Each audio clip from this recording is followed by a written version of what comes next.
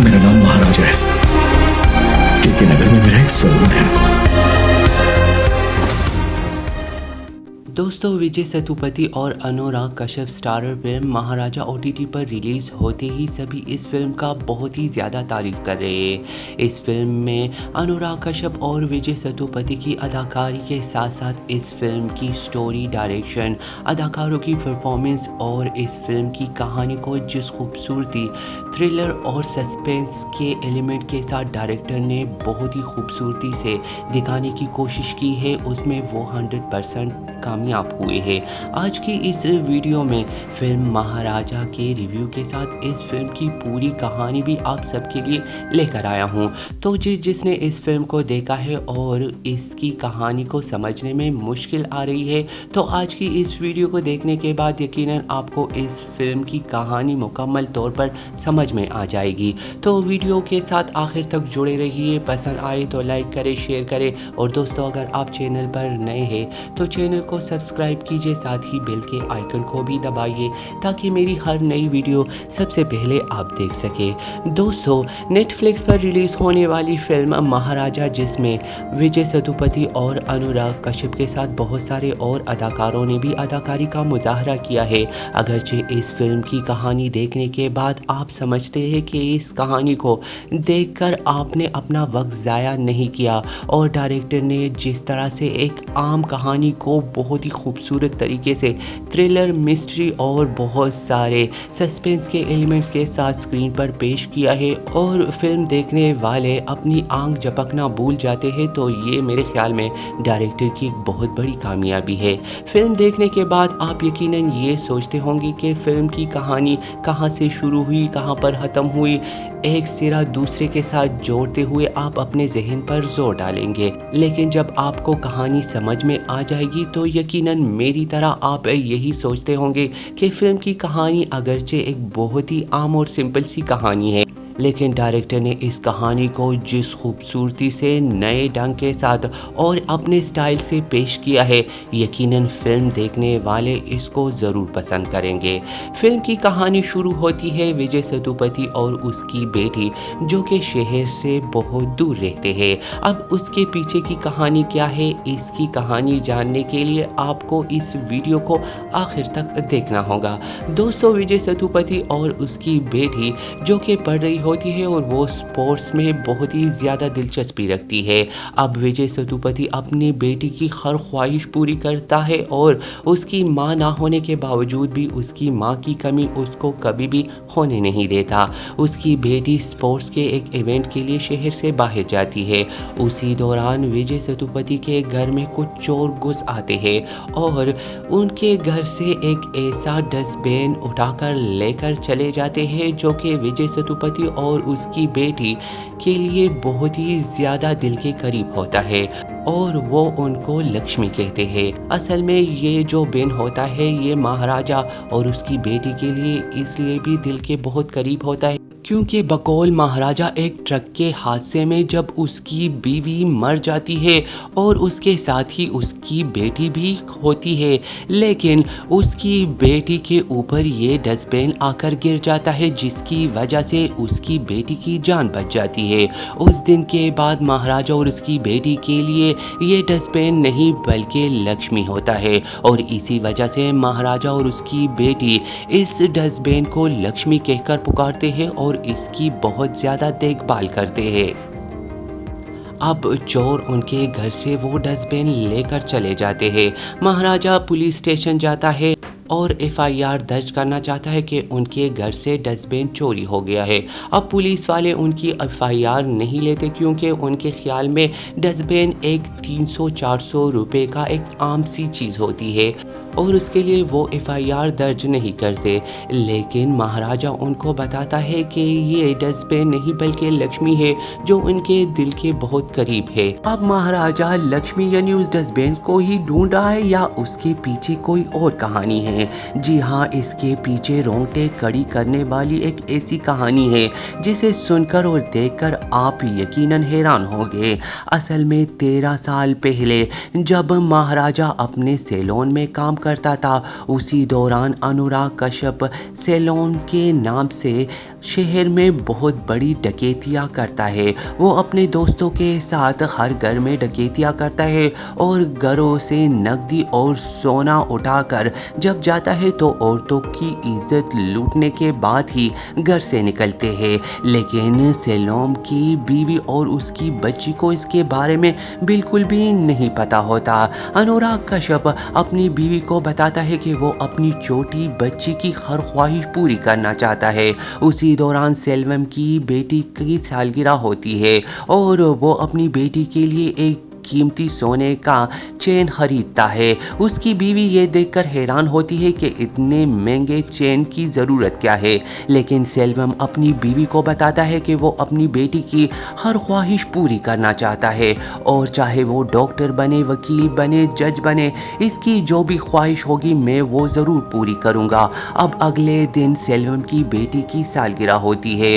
वो चेन लेने जैसे ही बाज़ार जाता है तो उस दौरान उसकी बीवी उसे बताती है कि आते हुए अपनी दाढ़ी ठीक करके आना, क्योंकि बहुत सारे मेहमान आएंगे और जब तुम दाढ़ी ठीक करके आओगे तो तुम बहुत ही खूबसूरत लगोगे। उसी दौरान जब सेल्वम वो सोने का चेन और सालगिरह के लिए ज़रूरी सामान इकट्ठा करके घर जाने लगता है तो रास्ते में महाराजा का सैलून उसे दिखाई देता है। अब महाराजा के सैलून में जैसे ही वो अंदर जाता है तो महाराजा की शक्ल देखकर वो उसे अजीब नज़र से देखता है। महाराजा बहुत कम बोलता है और उसकी शक्ल अजीब होती है।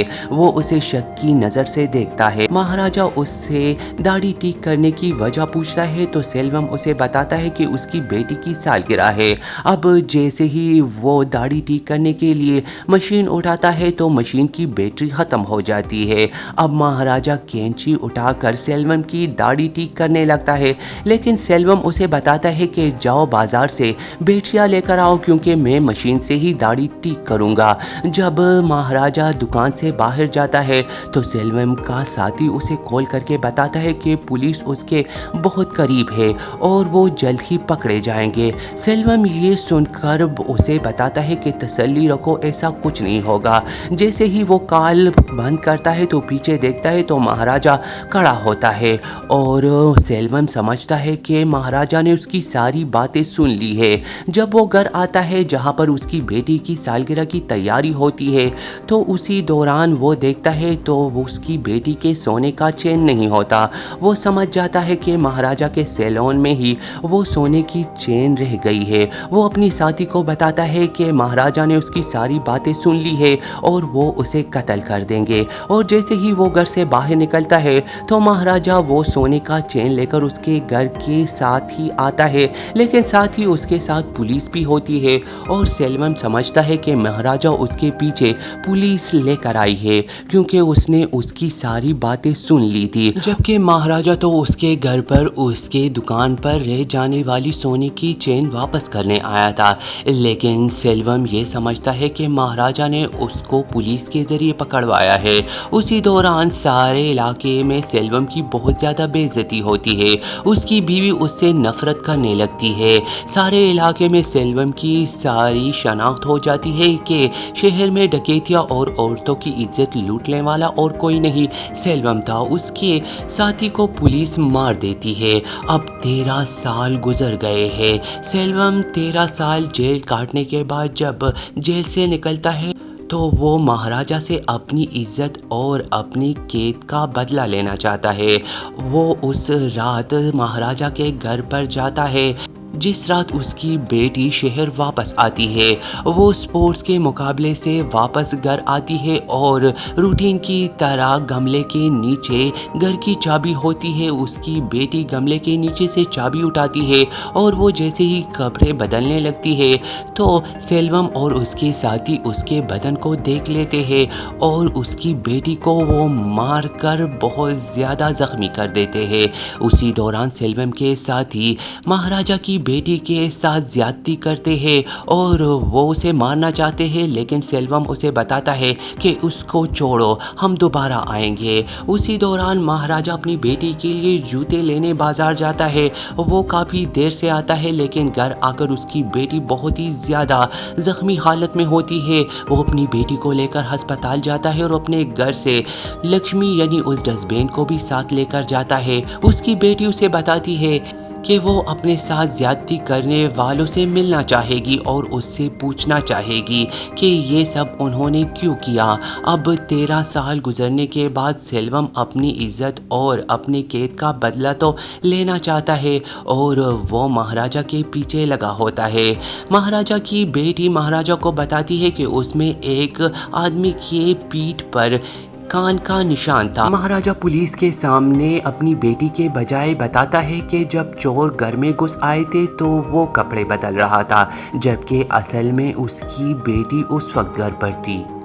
अब महाराजा के सामने एक एक करके खुदी गुद्दी सुलझने लगती है और महाराजा के घर पर आए हुए एक एक बंदे महाराजा के सामने आते हैं और महाराजा उनको कत्ल करके अपना बदला पूरा करता है। लेकिन महाराजा चाहता है कि इन बंदों का सरगना कौन है और वो क्यों उसकी और उसकी बेटी की जिंदगी को ऐसे तबाह करके चला गया। महाराजा खूनखार शेर की तरह सेल्वम को ढूंढता रहता है और आखिरकार सेल्वम जब उसके सामने आता है तो उसके रोंगटे खड़े हो जाते हैं।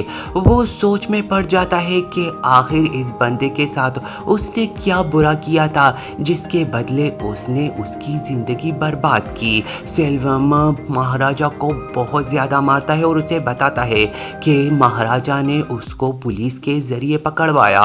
उसकी बीवी और उसकी बेटी की मौत की जिम्मेदार भी महाराजा ही है और वो किस तरह से अपनी बेटी के साथ खुशी भरी ज़िंदगी गुजार सकता है। वो महाराजा को बहुत ज़्यादा मारता है और महाराजा भी उसको मारने लगता है और जब वो महाराजा के ज़रिए बहुत ज़्यादा मार खा लेता है, उसी दौरान महाराजा की बेटी भी वहाँ पर आ जाती है और वो सेल्वम के सामने बैठ जाती है। वो उसे बताती है कि तुमने जो भी किया उससे उसकी हिम्मत कम नहीं होगी, बल्कि वो एक बहादुर बाप की बहादुर बेटी है। वो उसके मुंह पर सोने के बहुत सारे जेवरात फेंक देती है कि जिस सोने के लिए वो उसके घर में चोरी करने आया था, ये लो सोना, और वो वहाँ से जाने लगती है। लेकिन जैसे ही सेल्वम वो सोने के जेवरात देखता है तो उसमें वही चेन भी होता है जो उसने अपनी बेटी के लिए ख़रीदा था और वो पीछे से महाराजा की बेटी को देखता है तो उसकी पीठ पर वही निशान होता है जो उसकी बेटी की पीठ पर था।